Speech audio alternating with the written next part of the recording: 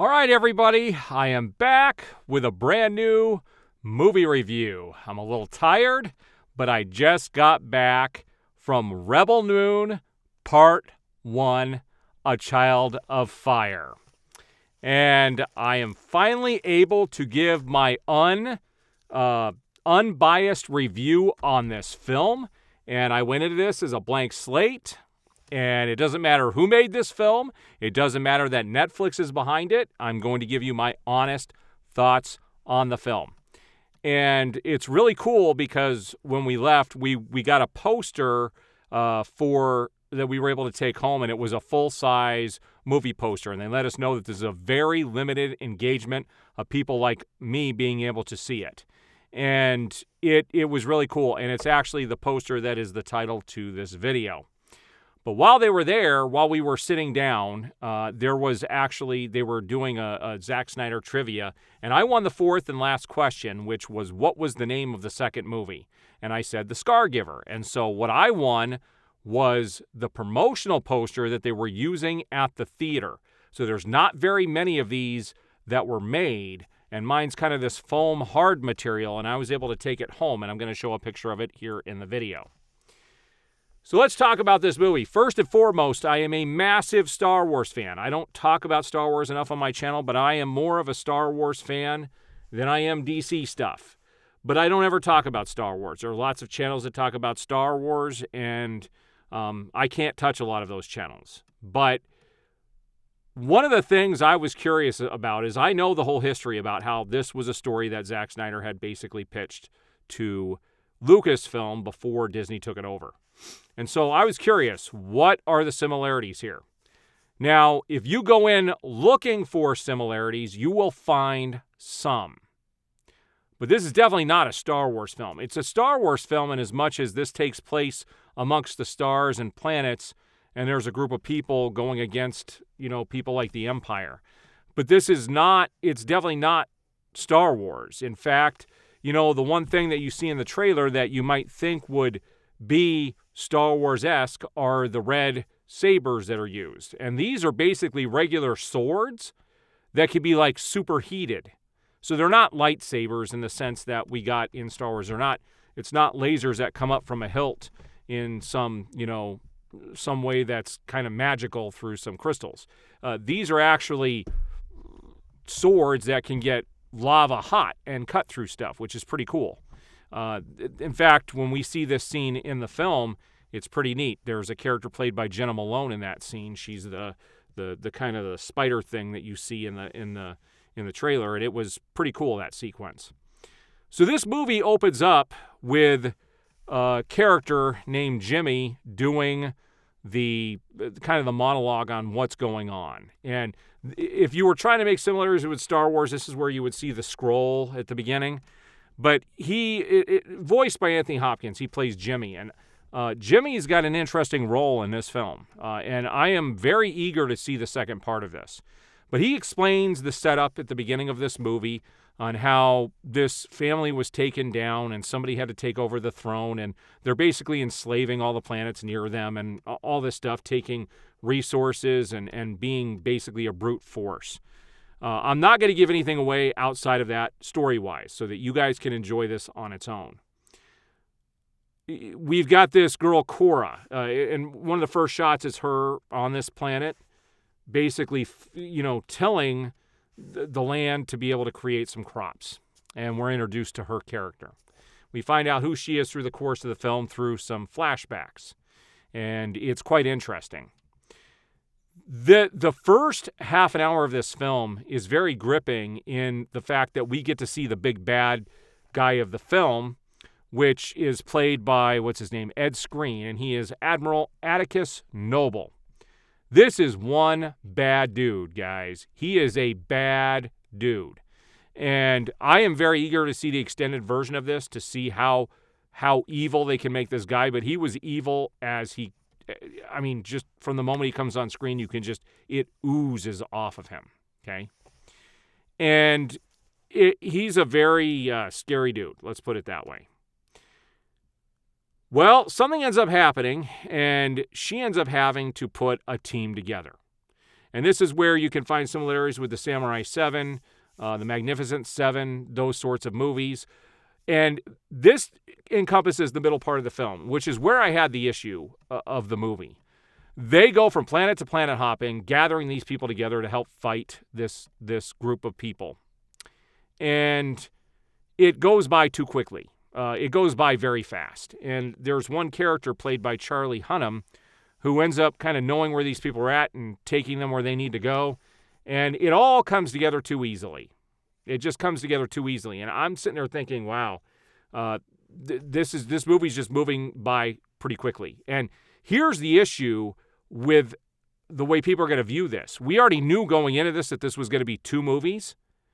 And so a lot of these things are going to seem like they come by too quickly, like it should have been stretched out. But this is not supposed to be a mini-series. It's supposed to be 2 or 3 movies.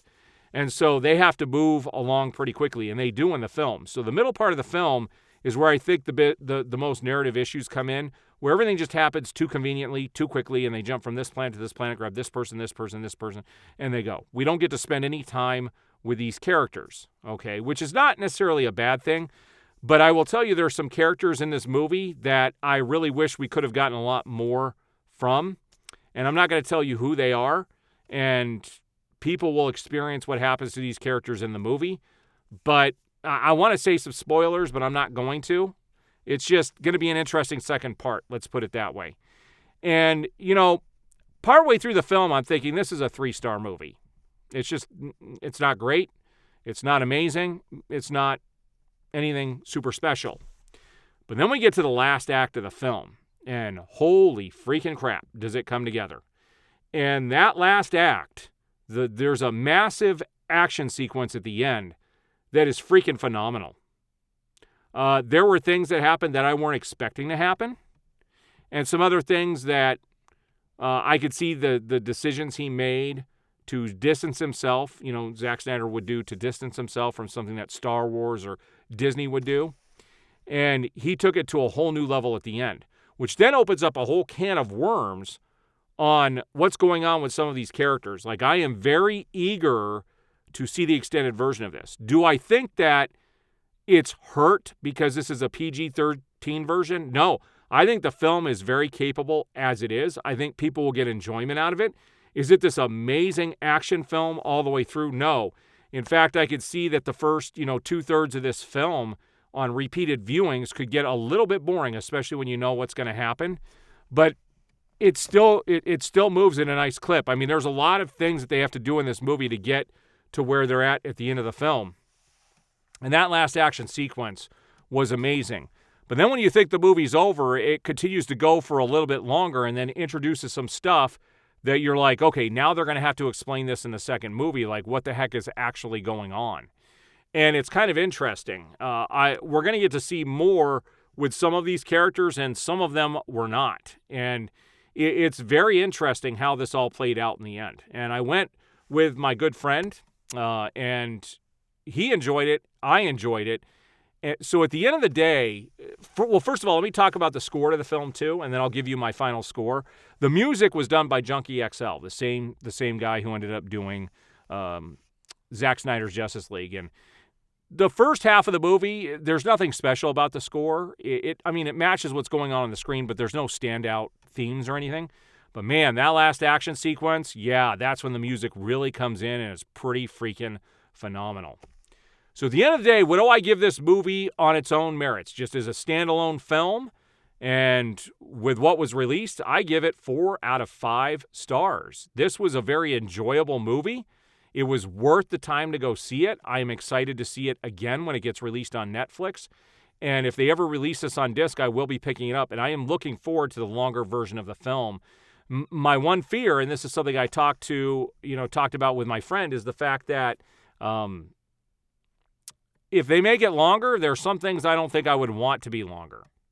Because like I said, there's some things in the middle part of the film that just are not all that interesting. And if they add to it, it isn't going to make it more interesting. And so my fear is what they're going to expand upon. But I have faith in Zack Snyder because the extended version of Batman vs. Superman was amazing.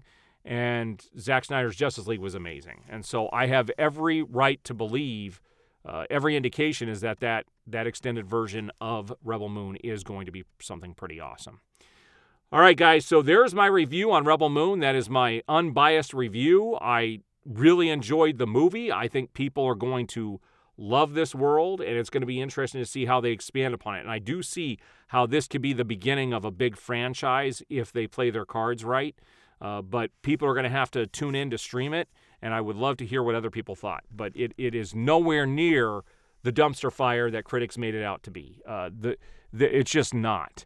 And what I could say about that is if you understand going into this that there's going to be some slow-mo, certain directors are known for certain things, like Michael Bay's got his lens flare. If you know going in that there are going to be these sorts of things that these directors do, and Zack Snyder is the king of slow-mo and the king of action, you know what you're getting into. And, I had heard that the slow motion was overdone, and it's not in the film. And I appreciated the times where they did the slow-mo so we could see some of the stuff that's going on. There's some action sequences towards the beginning when they do some flashbacks that if they didn't do some of that slow-mo, I really think it would have been really confusing to see a lot of what was actually happening on the screen. So I do appreciate the slowdown in quite a few of those areas. So it was not overdone. I think a lot of the criticisms are just people wanting to bash on Netflix. They're wanting to bash on Zack Snyder because he was able to get his Zack Snyder's Justice League finally released, and that they just want to beat down on his fans. That's all it comes down to. So everybody should make up their own mind, though. Go see the movie or stream it when it hits on Thursday and come back and tell me what you guys thought of it. I really enjoyed it, and I'm looking forward to more. All right, so there is my review on Rebel Moon. If you've seen it, what did you guys think? I do appreciate the support. We'll see you on the next video.